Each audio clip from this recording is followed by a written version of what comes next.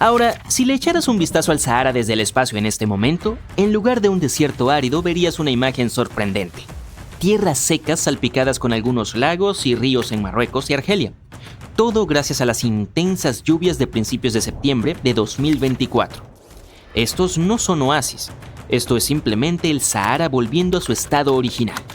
Aunque parezca increíble, hace eones, uno de los desiertos más grandes del mundo era en realidad un paraíso lleno de vegetación exuberante. Primero veamos cómo el Sahara se convirtió en un desierto. Durante la última edad de hielo, nuestro planeta era mucho más frío y grandes capas de hielo cubrían gran parte de la Tierra. En ese tiempo el desierto del Sahara era significativamente más grande de lo que es hoy y en nuestro planeta había menos bosques tropicales. También, las temperaturas más frías cambiaron cómo se distribuía la lluvia en los trópicos. Normalmente el aire cálido asciende en esas zonas, lo que ayuda a crear lluvia. Como durante la edad de hielo hacía más frío, este sistema se desordenó y cayó menos lluvia en algunas áreas, y esto provocó condiciones más secas y desérticas en lugares que suelen ser más húmedos. También había mucho polvo flotando en el desierto del Sahara, que los científicos encontraron en sedimentos oceánicos antiguos. Pero hace alrededor de 12.500 años, sucedió algo sorprendente. Los niveles de polvo disminuyeron de forma considerable. Esto significó que el Sahara se volvió mucho más húmedo, lo que es un indicio de que el clima se calentó repentinamente por un tiempo antes de enfriarse de nuevo. Hace unos 12.500 años, el Sahara se volvió un lugar mucho más verde, como una sabana debido a un patrón climático llamado zona de convergencia intertropical. Nombre complicado, lo sé. Esta se desplazaba al norte durante el verano. Este periodo húmedo alcanzó su máximo esplendor hace aproximadamente 4.000 años, cuando las temperaturas eran un poco más cálidas que hoy. En ese entonces caía más lluvia en las tierras altas de Etiopía, lo que hacía que el río Nilo transportara más sedimento. Sin embargo, luego hubo otro gran cambio llamado Evento de Heinrich, que provocó que la zona de convergencia intertropical se moviera hacia el sur. Esto llevó a que las regiones del Sahara y Arabia se secaran rápidamente, y debido a esto, el río Nilo experimentó muchas menos inundaciones entre el 2700 y el 2100 a.C. En resumen, demasiado tarde para eso. El Sahara ha pasado por ciclos húmedos y secos debido a cambios en el clima y los patrones meteorológicos a lo largo de miles de años. Hasta hace poco lo conocíamos en su era seca, pero en septiembre de 2024 un ciclón inusual pasó a través de la región. Afectó Marruecos, Argelia, Túnez y Libia y llenó esos lagos y ríos secos. Las imágenes satelitales de antes y después de las lluvias, proporcionadas por la NASA, son impresionantes. Es como si el Sahara hubiera tenido un cambio de imagen. De hecho, algunas áreas del norte de África recibieron hasta 20 centímetros de lluvia. Como referencia, Seattle recibe aproximadamente 1 metro al año, solo 5 veces lo que el Sahara recibió. Digo solo por una razón simple. Seattle tiene la reputación de ser bastante lluviosa, mientras que el Sahara definitivamente no. Pero la parte complicada es que esos 20 centímetros, que son básicamente la cuota anual de esta área, cayeron en cuestión de momentos. Así que de cierta forma podría haber parecido más lluvioso en el Sahara que en Seattle. Las montañas canalizaron el agua hacia los lagos efímeros como Sebha y Melá, en el norte de Argelia, que recientemente se expandieron a más de 180 kilómetros cuadrados y alcanzaron profundidades de más de 2 metros. Es suficiente agua para mantenerlos durante un año completo. Pero, ¿qué son exactamente estos lagos efímeros? Bueno, son cuencas que se llenan por un corto tiempo cada año, pero que pueden permanecer secas durante varios años. Bueno, si la lluvia no coopera. A veces, el agua fluye hacia ellas desde un área pequeña alrededor, o simplemente puede ser la clásica y buena lluvia. Pero surge una gran pregunta. ¿Cómo es que estos lagos existen en primer lugar? Por lo general, se forman porque hay un exceso de agua atrapada en la superficie, pero el suelo en el Sahara es increíblemente seco. ¿No debería actuar como una esponja? Debe estar sediento de humedad. Piensa en cómo tu planta en maceta absorbe ansiosamente el agua cuando regresas a casa de vacaciones. Sin embargo, por más reseco que esté, el suelo seco solo puede absorber una cantidad limitada de agua, que a menudo es bastante pequeña. Y al igual que tu planta en maceta, no necesariamente la absorbe toda. Podrías estar sobreregando, o si miras el plato debajo, podrías encontrar una mini inundación. Y otro factor significativo que impide que el suelo absorba el agua es la falta de vegetación. En condiciones normales, los árboles, arbustos y diversas plantas ayudan a retener la humedad. Sin embargo, en el desierto esto es casi imposible. Puede haber algunas palmeras, pero eso es todo. Esto también explica la formación de esos lagos temporales. Las precipitaciones que no son retenidas por las plantas se acumulan en los valles bajos y depresiones, lo que crea estos cuerpos de agua efímeros. Y estos lagos pueden durar solo un tiempo limitado, pero eso no significa que no deban tener nombres. Por ejemplo, el hermoso lago adornado con palmas ondulantes que ves se llama Lago Yasmina, ubicado en el oasis de la ciudad de Merzouga. En ciertas áreas del desierto donde las dunas se elevan, puede parecer que estás mirando un espejismo, pero no es así. Las dunas de arena están parcialmente cubiertas por agua. ¿Recuerdas cómo mencioné 20 centímetros? Bueno, eso no es del todo exacto para algunas regiones. De hecho, hay lugares donde la inundación es tan extensa que las palmeras están sumergidas hasta las copas. Y la última vez que vimos una tormenta tan intensa fue hace 30 a 50 años. Pero esta lluvia es más que bienvenida. Después de 6 años consecutivos de sequía, Marruecos realmente la necesitaba. Lagos que habían estado secos durante décadas, como el lago Iriki, finalmente están recibiendo el agua tan necesaria. Un análisis reciente reveló que de las cientos de tormentas que han golpeado la región desde el año 2000, solo 6 trajeron suficiente lluvia para comenzar a llenar el lago Sebca. Y de esas solamente 2 resultaron en un nivel del lago más alto de lo que vimos en septiembre de 2024. Así que aunque esta lluvia torrencial parezca una bendición, la gran pregunta es, ¿durará?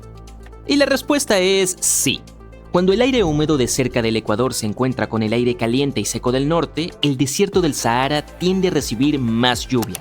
Los científicos dicen que esta zona de colisión se está desplazando más al norte a medida que el planeta se calienta y sigue calentándose. Por lo tanto, es probable que siga moviéndose de esa manera en las próximas décadas. Y sí, parece que estoy siendo un poco demasiado optimista al respecto, y la verdad es que las noticias no son del todo positivas. La realidad es que nadie estaba verdaderamente preparado para una situación de inundación como esta. Además, recuerda que esto no es algún país del sudeste asiático donde la gente está muy acostumbrada a lidiar con el agua. Este es el árido Sahara. Dicho esto, creo que sabes a lo que me refiero. Trágicamente, al menos 18 personas perdieron la vida debido a las intensas lluvias en el sur de Marruecos. Las autoridades se están preparando para aún más lluvias intensas en la región, pero si ese es el caso, ¿podría eso significar que el Sahara está enfrentando la extinción? ¿Y qué significaría eso para nosotros? Puede sonar un poco extraño, pero nuestro planeta en realidad depende de los desiertos y el Sahara no es la excepción. A primera vista podría parecer un páramo estéril y no hay mucho que destacar, pero los desiertos desempeñan un papel crucial en nuestro ecosistema. Actúan como importantes sitios de almacenamiento de carbono y se consideran sumideros netos de carbono, con el Sahara por sí solo conteniendo aproximadamente 1 billón de toneladas métricas de este.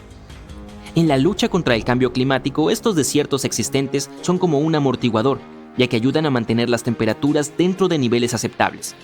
Sí, los desiertos son abrasadoramente calientes, pero actúan como el aire acondicionado del mundo. Y además, las arenas del desierto son una fuente inesperada de nutrientes para áreas exuberantes, como las selvas tropicales. Aunque cueste creerlo, los científicos han descubierto que las partículas de arena del Sahara juegan un papel en la nutrición de la selva amazónica. Estas viajan a través del océano Atlántico transportadas por los vientos hasta Sudamérica, donde enriquecen el suelo de la cuenca del Amazonas. Sin el Sahara, los expertos creen que la selva amazónica podría enfrentar un grave colapso. Menciona un desierto. Déjame adivinar. ¿El Sahara? Bueno, en realidad, no importa cuál tengas en mente. Estoy segura de algo. Está ubicado en algún lugar por debajo de esta línea. Verás, cuando escuchamos la palabra desierto, generalmente imaginamos lugares secos, arenosos y muy calurosos. Y no hay ni uno solo por encima de los 45 grados de latitud norte ni por debajo de los 45 grados de latitud sur. En el sur, eso tiene sentido. Quiero decir, si dejamos de lado la Antártida, no hay muchas tierras allí abajo. Pero las cosas son diferentes por encima de los 45 grados norte. Hay una gran cantidad de tierra. Países como Canadá, Francia, el Reino Unido y muchos otros. Y aún así, ni un solo desierto. En realidad, no hay ningún desierto caliente. La mayoría de los grandes desiertos cálidos se encuentran en el hemisferio norte, cerca de los trópicos de Cáncer y Capricornio. Y los más calurosos están situados entre los 15 y 30 grados al norte o al sur del Ecuador. Tal como el Sahara, donde las temperaturas altas promedio pueden alcanzar los 40 grados. En conjunto, los desiertos cálidos cubren casi el 15% de la superficie terrestre. Pero si nuestro planeta está lleno de desiertos, ¿por qué no aparece ni uno solo por encima de esta línea? Me refiero a los 45 grados de latitud norte. Vamos a explicarlo. Dividamos la Tierra en 5 zonas principales. Las regiones polares se encuentran en ambos extremos, norte y sur. Aquí mismo tenemos las 2 zonas templadas. Y finalmente, justo en el centro del globo, está la zona tropical. Bien, la línea de la que estamos hablando se encuentra en la zona templada, en un área más fría. Porque cuanto más te alejas del Ecuador, más frío se pone. De hecho, la temperatura media anual disminuye más de medio grado centígrado por cada grado de latitud que te mueves hacia el norte en el hemisferio norte. Y el clima frío es la principal razón por la que los desiertos cálidos no se forman por encima de esta línea. Resulta que, a medida que te alejas hacia el norte desde el Ecuador, los rayos del sol golpean la Tierra en un ángulo más inclinado. Eso distribuye la energía solar sobre un área más amplia, lo que significa que hay menos calor concentrado en un solo punto. Básicamente, estas regiones no se calientan tanto. Y es una de las razones por las que países como Finlandia son mucho más fríos que Colombia, por ejemplo. Otra razón por la que las temperaturas son más bajas en esta zona tiene que ver con algo llamado albedo. Este término se refiere a la cantidad de luz solar que una superficie refleja de vuelta. Cada superficie de la Tierra refleja y a la vez absorbe la luz solar, pero en diferentes cantidades. Tenemos la nieve, por ejemplo. Puede reflejar hasta un 90% de la luz solar que la golpea y solo absorbe alrededor del 10%. Eso es lo que le otorga a la nieve un albedo alto. Y es muy diferente con la arena, que tiene un albedo más bajo. En lugares como el desierto del Kalahari, en el sur de África, la situación es más o menos de 50 y 50. La mayor parte del año, el 50% de la luz solar se refleja allí y el otro 50% es absorbido. El calor absorbido por la arena es parte de la razón por la cual se calientan tanto los lugares secos como los desiertos. Me refiero a los desiertos calurosos. En pocas palabras, la arena absorbe más calor, mientras que la nieve refleja la mayoría. Esta es una de las razones por las cuales las áreas nevadas se mantienen mucho más frescas. Así que, cuanto más te acercas a las regiones polares, es más fácil que la luz solar se refleje en lugar de ser absorbida. Y eso ayuda a explicar por qué no hay desiertos cálidos en esas regiones. Además, tenemos patrones atmosféricos. Digamos que los patrones del aire cambian mucho una vez que sobrepasas esa línea de 45 grados. Esto se debe a que esta región está controlada por una franja de viento conocida como la célula de Ferrel. Bien, la Tierra tiene 3 células de convección principales. Puedes pensar en ellas como grandes bucles de aire en movimiento. El aire caliente sube, se enfría, desciende y luego el ciclo se repite. En la parte superior e inferior del planeta tenemos las células polares. Justo en el medio están las células de Hadley. Y situadas entre estas dos están las células de Ferrel. Todo lo que sucede entre estas 3 células puede volverse un poco complicado. Pero por hoy, lo principal que debes saber es esto. En esas zonas intermedias, el aire cálido que viene de los trópicos se encuentra con el aire frío de las regiones polares. Entonces, las células de Ferrel desempeñan un papel importante en el traslado de calor del Ecuador hacia los polos. Este flujo de aire cálido ayuda a suavizar las diferencias de temperatura entre los trópicos y las regiones polares. Y eso es lo que moldea el clima en lugares como América del Norte, Europa y partes de Asia. En las latitudes medias, la célula de Ferrel mantiene el aire en constante movimiento, impidiendo que el aire caliente y seco se asiente. Por lo tanto, esas regiones terminan teniendo más humedad, más nubes e incluso tormentas, en lugar de un clima seco y desértico. Por eso, no suele haber desiertos cálidos alrededor de los 45 grados de latitud.